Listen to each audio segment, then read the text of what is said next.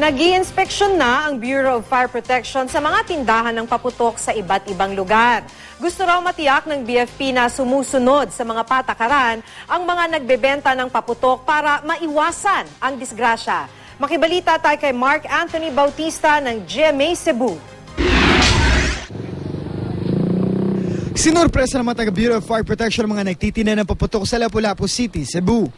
Ininspeksyon nila mga itinitinda paputok sa barangay Babag na sentro ng bilihan ng paputok sa probinsya. Doon na pag-alamang maraming hindi sumusunod sa mga patakarang itinakda ng BFP. Sa ilang ibinebentang paputok, walang nakalagay na label ng pangalan at address ng manufacturer. Wala ring nakalakip na warning instructions. Nalinamon ko yung label, sir. Nakalimot lang ko. Last warning ni. So the next time nga mo raon, may diretso na mighabo tanan na sa mga way label palihog ta.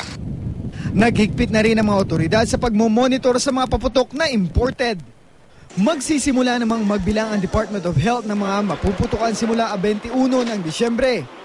At pagsapit ng bisperas ng Pasko, otomatiko nang itataas sa white alert ang lahat ng mga pampublikong ospital sa buong bansa.